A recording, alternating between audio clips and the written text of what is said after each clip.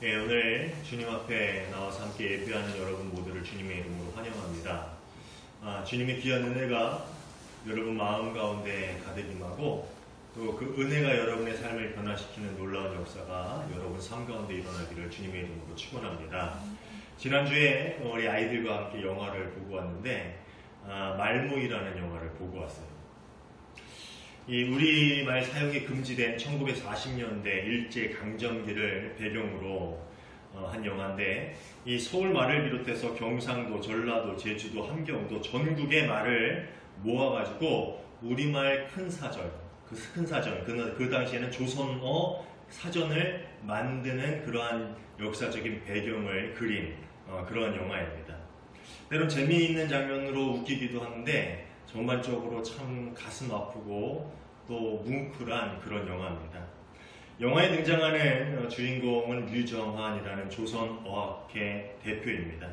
그의 아버지 류한택은 친일파이면서 경성제일중학교 이사장입니다.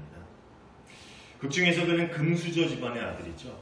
아버지가 중학교 이사장이고 또 친일파의 앞잡이입니다. 공부도 많이 했고 잘 나가는 아버지를 뒀어요. 유학도 다녀왔고 아버지 밑에서 이제 부유한 삶을 살 수 있었던 그러한 인생이었습니다. 그러나 그는 자신이 누릴 수 있는 모든 것을 내려놓고 일본의 핍박을 받는 길을 택합니다. 그런데 그런 선택을 한 사람은 유정만만이 아닙니다.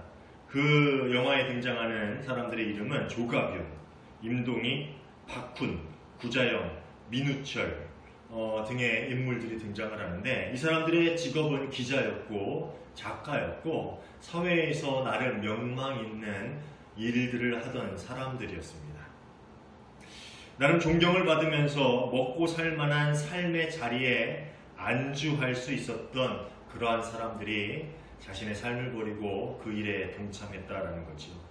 물론 극중에 등장하는 인물들은 실제 인물은 아닌 것 같습니다. 제가 인터넷을 찾아봤는데 실제 인물은 아닌 것 같아요. 이름이 약간 각색이 된 것 같아요. 그렇지만 이 영화는 실제의 사건을 모티브로 만들어졌다고 합니다. 실제로 역사 기록을 보면은 33명의 조선 어학자들이 우리말 사전을 편찬한다는 제목으로 체포돼서 연행되고 취조를 받거나 모진 고문을 받았다고 합니다. 그리고 그 중에 16명이 감옥에 갇히게 됩니다. 그리고 실제로 이윤재, 한징 이 두 분의 한글 학자는 옥중에서 그의 생을 마감하게 되고요. 나머지 14분은 해방이 되어서야 겨우 그 감옥에서 나올 수 있게 됩니다. 영화에서도 이 조선어학회 학자들은 일본의 눈을 피해서 10년이 넘는 시간 동안 우리말 사전을 편찬하기 위해서 그 사전을 만드는 일에 매진합니다. 그 일을 하는 사람들은 대부분 감옥에 다녀온 사람들이에요. 그리고 심지어 그 일을 하는 동안에도 남편이 혹은 아내가 같은 일을 했다라는 제목으로 감옥에 갇힌 그러한 상황에 처해 있는 사람들입니다. 그렇게 힘들고 괴로운 상황 가운데서도 그들은 의지를 꺾거나 그 일을 포기하지 않고 계속 그 일들을 해나갑니다. 극 중에서 이 류혜진이라는 참 재밌는 배우죠. 그 배우가 김판수라는 역을 맡아서 등장을 하는데 이 김판수는 앞에 말했던 그 어학회 학자들과는 좀 다른 캐릭터로 등장을 해요. 소위 말하는 까막눈, 글자를 모르는 사람입니다. 글을 모르는 그에게 이 조선어학회가 하는 일들은 좀 한심해 보입니다. 그래서 정확히 기억은 안 나는데 그 중에 처음에 갔을 때 그 사람들을 보면서 그 김판수라는 등장인물이 이런 얘기를 해요. 먹고 사는데 지장만 없으면 되지 뭐 글이 그렇게 중요하다고 10년 동안이나 그 일을 하냐고 그렇게 좀 핀잔 섞인 말을 합니다. 그러나 그런 김판수도 나중에는 이 조선말, 우리말을 지키기 위해서 자신의 목숨을 내어놓습니다. 마지막 장면을 보면서 정말 많이 울었는데 우리 시진이는 정말 많이 울었죠. 그 마지막 장면이 함께 도망가자는 아들한테 아빠 금방 올 테니까 너 먼저 집에 가 있어라 라고 그렇게 이야기하고 자신의 동료들을 구하러 달려갑니다. 그리고 그동안 작업해왔던 우리말 사전의 원고를 지키기 위해서 그 원고를 안고 도망가다가 그 원고를 숨기고 자신은 일본군의 총 앞에서 쓰러지게 되죠. 그때 장면이 바뀌면서 이 자신의 아들이 어린 여동생을 업고 푸른 하늘 은하수 노래를 부릅니다. 그리고 영영 돌아오지 않을 아버지를 기다리죠. 참 가슴 아픈 우리 민족의 그런 역사, 그리고 우리 말을 또 우리 글을 지키려고 애써온 우리 조상들의 눈물겨운 항쟁을 그린 그런 영화입니다. 아마 시간이 되시면은 꼭 보셨으면 좋겠어요. 정말 볼만한 그런 영화입니다. 영화에 나오는 주인공과 주변 인물들에는 모두 한 가지 목적이 있었습니다. 그것은 바로 우리의 말과 글을 지키는 것이었습니다. 민족의 정신을 담는 그릇이 말과 글이었기 때문에 그들은 그것을 지키려는 목적 때문에 가정, 배우자, 자녀, 심지어 자신의 목숨까지도 내어놓고서 그 일들을 감당합니다. 결코 그 일을 포기하지 않습니다. 10년이 넘는 시간 동안 온갖 어려움과 고난을 참아가면서 그들은 결코 포기하지 않았습니다. 그들에게는 글과 말을 통해서 나라와 민족을 지키고자 하는 분명한 목적이 있었기 때문이고 그 목적을 잊지 않았기 때문입니다. 저는 영화를 보면서 그들의 목적 의식을 그 시대에 하나님께서 그들에게 주신 역사적인 사명이다라는 그런 생각을 해봤습니다. 그들에게 주어진 분명한 사명이 그들의 인생을 사로잡았고 그 모진 시간들을 견디며 그들은 그 길을 걸어갈 수 있었던 것이죠. 이 감동적인 영화를 보고 나오면서 저는 참 많은 생각을 했습니다. 그중 하나는 나는 지금 내가 살아가고 있는 삶의 자리에서 분명한 삶의 목적, 하나님이 이 시대에 나를 태어나게 하신 그 시대적인 사명을 잊지 않고 살아가고 있는가라는 그런 질문을 스스로에게 던져보았습니다. 여러분은 어떠십니까? 예전에 생일이면 부르는 생일 축하 노래가 있었는데 요즘에도 많이 부르죠. 생일 축하합니다 부르는데 예전에 친구 언젠가 제 젊었을 때인데 친구 생일 파티 때 저는 촌놈이었고 서울에 와서 친구 생일 파티를 딱 갔는데 그 생일 파티에서 다른 노래를 부르더라고요. 여러분 들어봤죠? 왜 태어났니? 왜 태어났니? 얼굴도 못생긴 게 왜 태어났니? 뭐 이런 거 들어보셨죠? 갑자기 좀 엉뚱한 생각이지만 이런 노래가 생각이 났어요. 나는 왜 태어났을까? 왜 태어났니? 왜 태어났을까? 나는 왜 목사가 되었을까? 나는 왜 이 동두천에 왔을까? 나는 왜 이 성도가 하나도 없는 이 교회에서 여전히 열심히 목회를 해야만 하는 걸까? 나는 왜 예수를 믿었을까? 나는 왜 오늘 이 예배 자리에 나와 있는 걸까? 나는 왜 오늘도 피곤한 몸을 이끌고 하나님을 찬양하는 이 자리에 앉아 있는 걸까? 왜? 아이들이 어렸을 때 이 질문을 참 많이 했던 것 같아요. 아빠, 하늘은 왜 파래? 아빠, 벌레는 왜 다리가 많아? 아빠, 모래는 왜 자꾸 발로 들어와? 우리 석호가 했던 질문들 제가 생각나는 거를 지금 이야기해보는 거예요. 우리 시진이도 엄마, 왜 엄마랑 나는 다르게 생겼어? 난 엄마 딸 아니야? 왜 우린 달라? 뭐 이런 질문들 했던 것 같아요. 예, 어렸을 때 했습니다. 아이들은 참 시시콜콜한 질문들이 많아요. 왜? 참 궁금한 게 많죠. 그런데 아이들이 자라나면서 살아가다 보면은 점점 왜라는 질문을 잃어버리게 됩니다. 그냥 학교 다니느라고 바쁘고 공부하느라고 바쁘고 또 친구들 만나느라고 바쁘고 또 어떤 때는 연예인 쫓아다니느라고 바쁘고 바빠요. 이렇게 바쁘게 살아가다 보니까 무엇인가 궁금해하는 왜라는 질문을 잊어버린 채 살아갑니다. 나쁜 말로 표현하자면은 그냥 살아있으니까 살아가는 거죠. 그런데 어른도 마찬가지입니다. 우리 인생에 있어서 가장 중요한 질문인 왜라는 그 질문을 잊은 채 살아가는 순간이 너무나도 많습니다. 그러다 보니까 그냥 어제처럼 오늘도 살아갑니다. 지난주처럼 이번 주도 지내옵니다. 지난주처럼 이번 주도 오늘 이 자리에 앉아 있지. 왜 나는 이 자리에 앉아있는 걸까? 왜 나는 예수님을 찬양하는 걸까? 왜 나는 믿음을 가지고 이 세상 속에서 살아가고 있을까? 그런 질문들 없이 그냥 살아왔던 지난 날들처럼 오늘의 시간들도 살아가고 있는지도 모릅니다. 그저 살아갑니다. 제가 한번 물어볼까요? 여러분은 왜 예수를 믿으셨습니까? 아니, 왜 예수를 믿고 계십니까? 여러분은 왜 교회에 나오셨습니까? 여러분은 왜 여러분의 신앙을 지키고 살아가고 있습니까? 아니, 왜 그런다라고 생각하고 있습니까? 멍청하고 단순해 보이는 질문들 같지만 이런 질문들을 묻고 또 고민할 때 왜 라는 그런 질문은 무엇이라는 고민으로 바뀌고 또 그런 질문들이 계속될 때, 그런 고민들이 반복될 때 우리는 살아가는 목적, 하나님이 우리에게 주신 인생의 사명들을 잊지 않고 살아갈 수가 있다는 것입니다. 2000년 전 예수님은 왜 이 세상에 오셨을까? 예수님께도 분명한 목적이 있었습니다. 이 세상의 낮은 곳으로 그렇게 오셔서 머리 둘 곳도 없이 방랑하는 삶을 사시다가 세상 사람들이 다 손가락질하는 그 십자가의 그 치욕스러운 자리에 그렇게 가셔서 죽음을 당하셨어야만 하는 그 이유가, 그 목적이 분명히 있었다라는 것이죠. 그것은 무엇일까요? 왜 그랬을까요? 오늘 우리가 읽은 본문에 예수님께서 왜 이 세상으로 오셨는지를 우리에게 분명히 이야기해 주고 있습니다. 우리가 다른 가까운 마을들로 가자. 내가 거기서도 전도하리니 내가 이를 위하여 왔노라. 내가 이를 위하여 왔노라.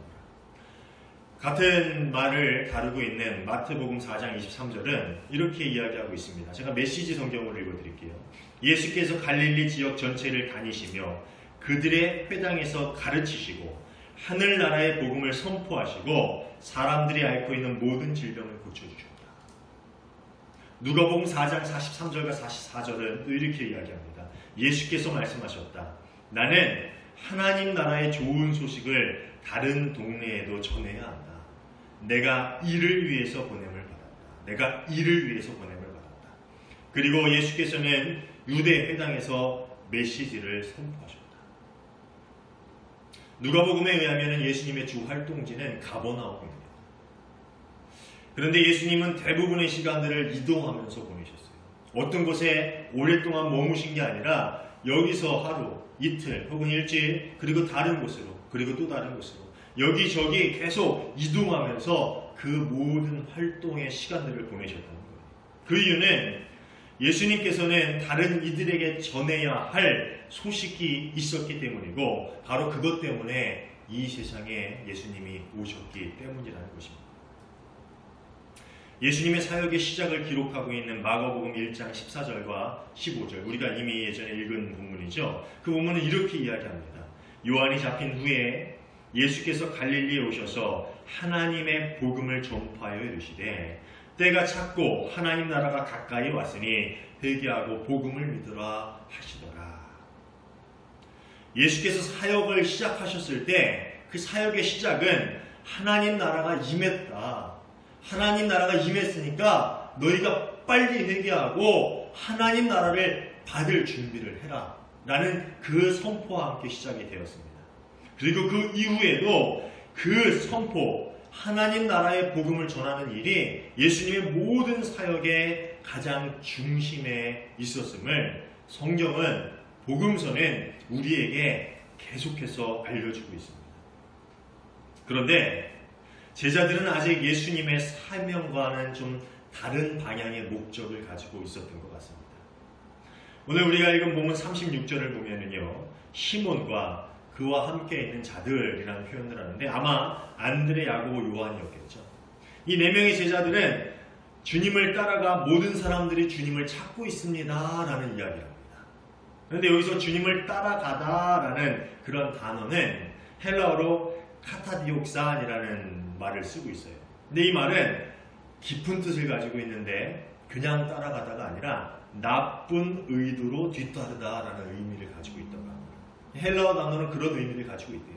그냥 따라가는 게 아니라 무슨 목적이 있는데 별로 좋지 않은 불순한 목적을 가지고 따라간다라는 뜻을 가지고 있다.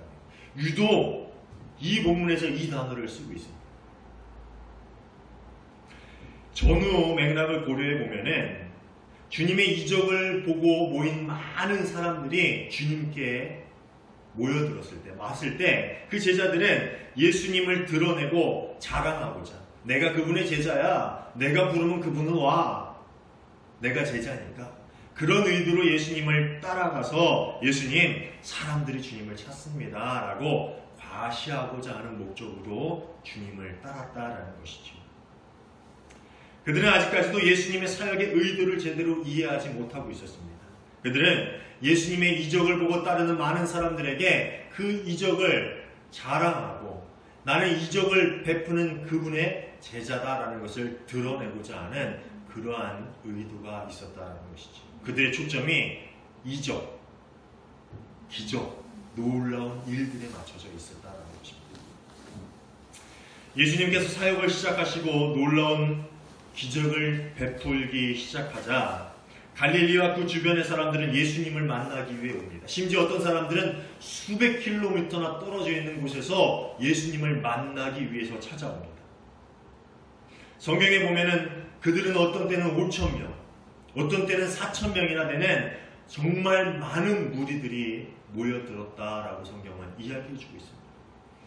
그들은 하루 종일, 어떤 때는 3일이나 집에 돌아가지 않으면서 예수님이 말씀하시는 것을 들었습니다. 그런데 사실 그 많은 사람들이 예수님을 찾아왔고 3일 동안이나 예수님을 떠나지 않고 그 옆에 있었던 이유는 바로 그의 이적 때문에 있었다는 것이죠. 예수님이 놀라운 이적을 베푸신 그 이유 때문에 그들이 예수님께 계속해서 모여들고 예수님 곁을 떠나지 않고 3일 동안이나 그 말씀을 지키고 들었다는 것이죠. 아닐까요? 그 이적이 아닙니까? 다른 이유가 있었을까요? 요한복음 6장을 보면 참 재미있는 장면이 나와요. 여기서도 다른 복음서에 등장하는 오병이어의 사건을 언급하고 있습니다. 5,000명을 먹이신 놀라운 이야기가 이 요한복음 6장에 기록이 되어 있어요.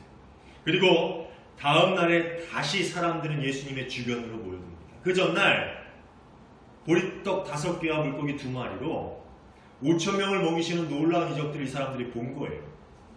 그 다음날 당연히 모여들겠죠. 왜 모여듭니까? 그 이적 때문에 모여든 거예요. 그 사람들을 보면서 예수님은 이렇게 말씀하십니다. 26절에 요한복음 6장 26절에 이렇게 해요. 예수께서 대답하여 이르시되 내가 진실로 너희에게 이르노니 너희가 나를 찾는 것은 표적을 본 까닭이 아니요 떡을 먹고 배부른 까닭이로다. 사실 이 부분을 읽으면서 좀 이해가 되지 않았어요. 표적을 본 까닭이 아니라고? 표적을 본 거나 배불리 먹은 거나 같은 일이잖아요. 그것 때문에, 결국 그 표적 때문에 자신들이 이득을 받기 때문에 모인 게 아닌가, 그런 생각을 해서 이 부분이 약간 좀 애매했어요. 그래서 메시지 성경을 찾아보니까 그 메시지 성경은 이 부분을 이렇게 번역합니다. 너희가 나를 찾아온 것은 내가 하는 일에서 하나님을 보았기 때문이 아니라 오히려 내가 너희를 배부르게 해주었기 때문이다. 즉 내가 베푼 이적 때문에 너희가 하나님이 살아계심, 하나님이 오늘도 우리를 다스리고 지켜주고 계시는 그 하나님의 마음, 하나님의 다스림 때문에 너희가 온 게 아니야.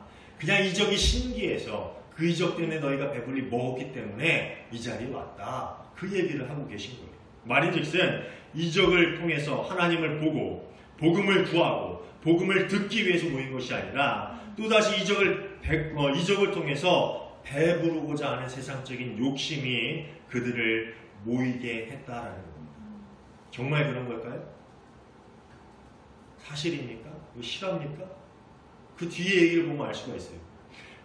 이 뒤에 이야기를 보면요, 그 말씀을 하시고 나서 예수님이 이적을 보여주지 않으세요.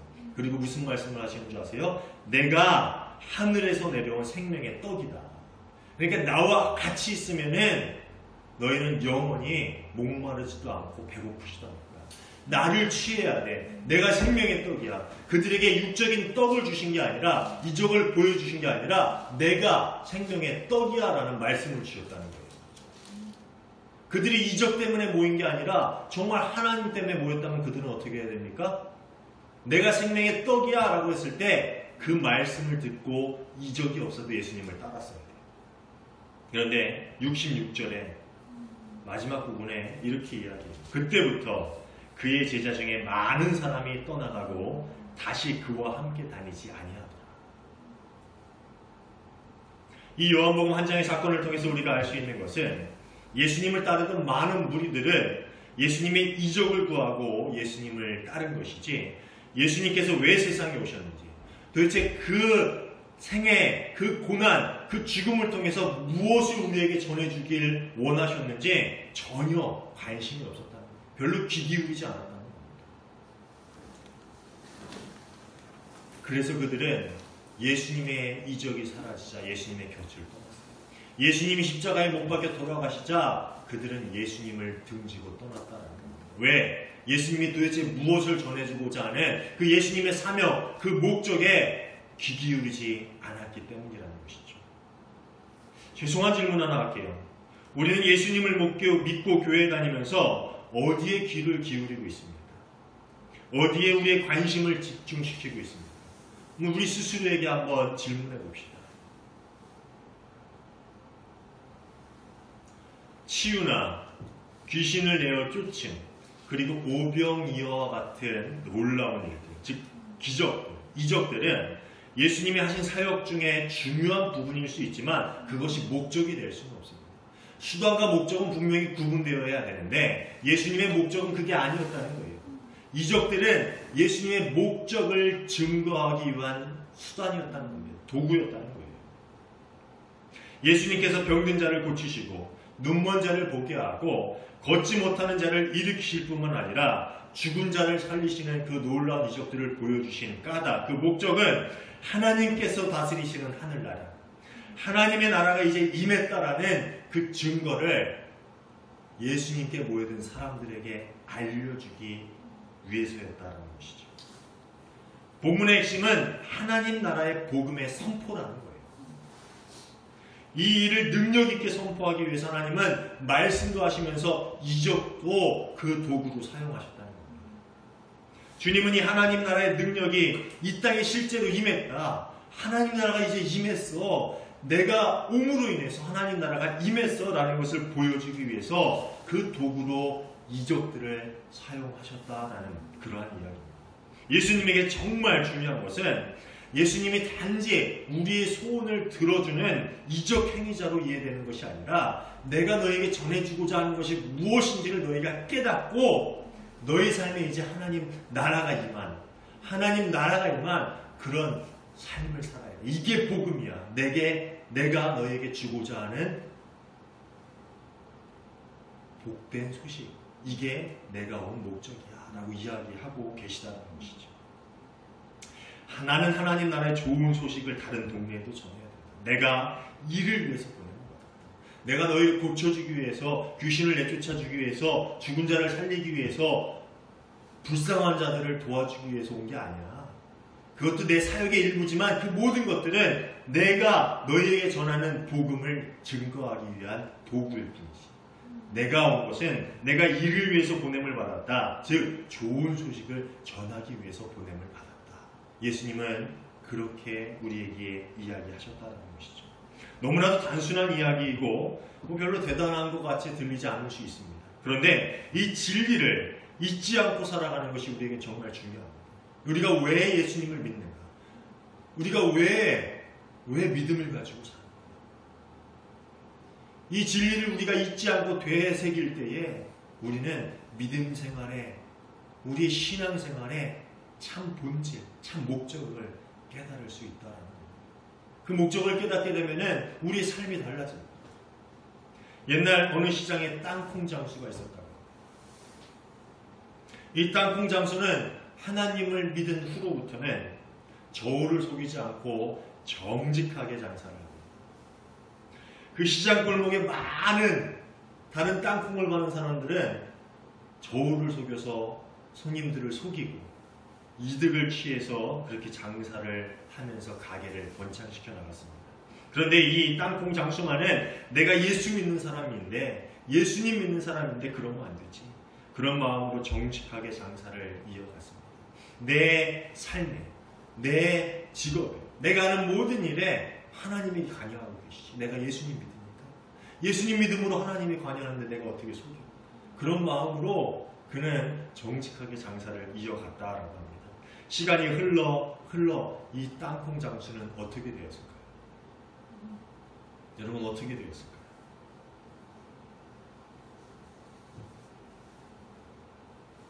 이 땅콩 장수는 결국 이윤을 많이 남기지 못하고 망했다라고. 여러분 해피엔딩을 기대하셨죠? 저 역시 그랬습니다. 이게 우리의 마음이에요. 예수님 믿으면 해피엔딩이지. 이 세상에서 말하는 해피엔딩. 가게가 번성하고 돈 많이 벌고 장사가 잘 되고. 그러나 이 이야기가 우리에게 주는 교훈에 우리는 주목해야 합니다. 믿음을 가지고 정직하게 살아가는 이 땅콩 장수는 하나님 나라의 복음을 듣고 믿고 그 안에서 살아가던 사람이었습니다. 그런데 그런 사람이 망했어요. 이 사람은 어떻게 되었을까요? 망하고 나서 어떻게 되었을까요? 사실 이 이야기 자체가 꾸며낸 이야기이기 때문에 그 뒷이야기는 없어요. 근데 제가 뒷이야기를 상상하면서 한번 써봤어요. 굳이 이야기를 만들었는데 이 땅콩 장수는 여전히 정직하게 하나님 다스림 아래에서 살아가고 있을 거다라고 저는 생각합니다. 왜냐하면은 그가 예수님을 믿은 목적은 돈 많이 버는 것, 가게가 번창하는 것 등에 있지 않았기 때문이라는 것이죠. 그의 신앙의 목적은 오직 예수, 복음, 하나님 나라. 하나님의 다스림이 그의 삶과 일, 모든 인생 가운데 있기를 바라는데 그의 신앙의 목적이 있었기 때문이라는 것입니다. 그리고 더 나아가서 이야기를 계속 만들어 보자면은 하나님은 하나님의 다스림 가운데 살아가는, 그리고 하나님이 원하는 것이 무엇인지를 이 세상 가운데 알리고자 하는 그 땅콩 장수의 삶을 통해서 하나님의 목적을 이루셨을 것이다 라고 생각합니다. 좀 어렵나요? 쉽게 얘기하면 하나님은 하나님의 다스림 아래 살아가는 그 땅콩 장수를 통해서 하나님 나라의 복음을 세상에 전하셨다는 거죠. 그게 목적이라는 거예요. 돈 많이 벌고 좋은 집에서 큰 가게 차리고 떵떵거리며 잘 사는 게 하나님의 목적이 아니라는 거예요. 네가 내 다스림 안에서 살아가고 있니? 그럼 됐다. 망해도 되고 가난해도 되고 병들어도 돼. 그 안에서 내 다스림을 잊지 않고 살아가고 있니? 그럼 됐다. 너의 모습을 보면서 내 다스림이 이 세상 가운데 있다라고 많은 사람들이 보게 될 거다. 하나님은 아마 그러실 거예요. 부자를 통해서만 하나님의 다스림이 살아있다라고 하나님은 이 세상에 전하기를 원하시는 게 아니라는 것이죠. 성경은 우리에게 분명히 그것을 알려주고 있다는 겁니다. 제가 처음에 왜라는 질문을 던지는 것이 중요하다라고 말씀을 드렸는데, 왜라는 질문을 통해서 목적을, 사명을 깨닫게 되면은 드디어 어떻게라는 해답을 얻게 되기 때문입니다. 사랑하는 여러분, 늘 질문하시길 바래요. 나는 왜 태어났을까? 얼굴도 못생겼는데 왜 태어났을까? 머리도 나쁜데 왜 태어났을까? 가진 것도 없는데 왜 태어났을까? 여러분, 왜 우리를 불렀을까요? 왜 우리는 예수를 믿고 이 자리에 나와 있을까요? 왜, 무엇을 위해 오늘 우리는 살아가고 있습니까? 끊임없이 나는 왜 여전히 십자가의 길을 걸어가야만 하는가? 그런 질문을 통해서 하나님이 오늘 우리를 통해서 이루고자 하시는 그 사명들, 우리 인생의 목적들, 우리가 왜 살아야 되는지, 무엇을 위해 살아야 되는지, 어떤 일들을 위해 우리가 우리의 인생을 바쳐야 하는지, 그 일들을 깨닫고 그 목적을 발견하고 온전히 하나님이 계획하신 일들을 여러분 삶 가운데 이뤄가시는 여러분 모두가 되시기를 주님의 이름으로 축원합니다. 기도하겠습니다.